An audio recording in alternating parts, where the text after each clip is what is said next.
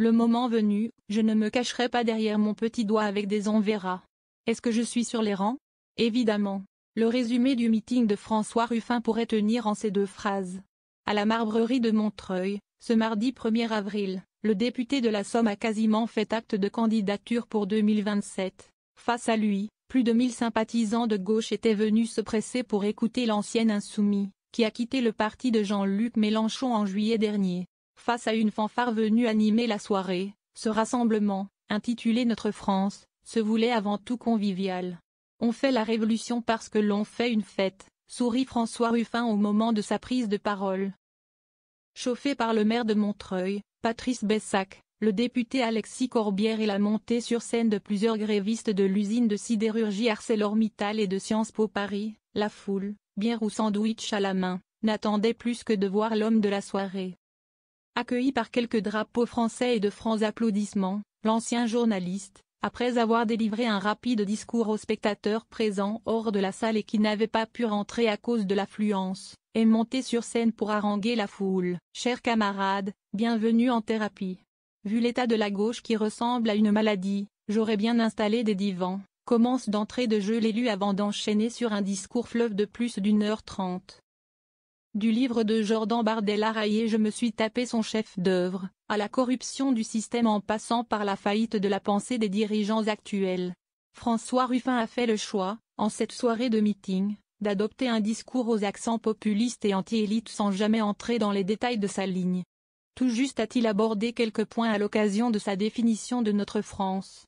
Une France qui dit non à un grand vide politique, oui à une grande espérance.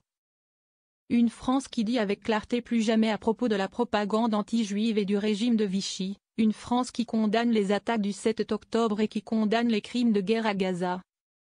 Une France qui tient comme ça, par en bas, une France des gilets jaunes ou encore une France qui résonne à l'international a-t-il, entre autres, cité dans cette définition.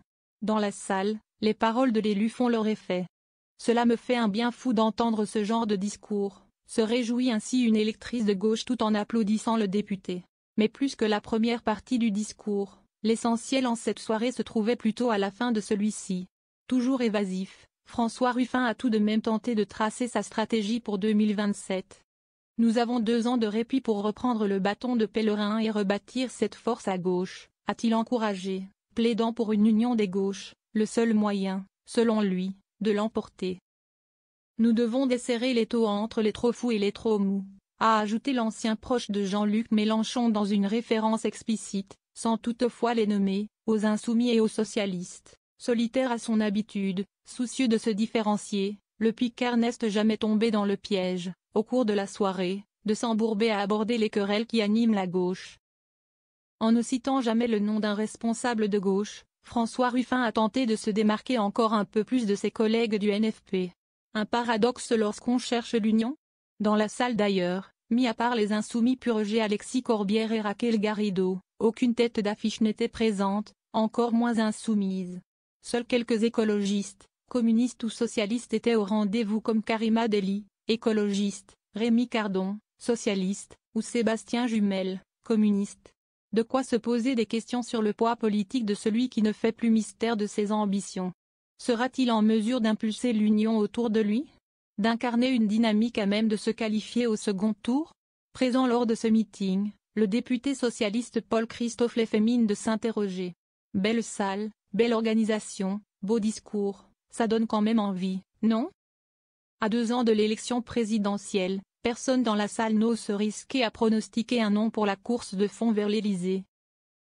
Si l'insoumis Jean-Luc Mélenchon est dans toutes les têtes, beaucoup s'interrogent désormais sur sa capacité à l'emporter en 2027.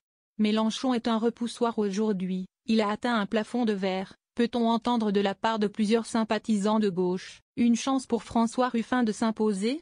Ce n'est pas vrai que l'histoire avance sans leader, sans moteur, sans visage, sans nom. Ce n'est pas vrai, encore moins pour cette élection, a d'ailleurs finement professé ce dernier. Depuis le temps qu'on le lui demande, il fallait bien qu'il se dévoile un jour, félicite un jeune de gauche présent à la Marbrerie. Mais est-ce qu'il aura une base suffisante autour de lui? Se demande son amie, ancienne électrice de Jean-Luc Mélenchon. Du haut de son pupitre, l'élu de la Somme balaie ses réflexions.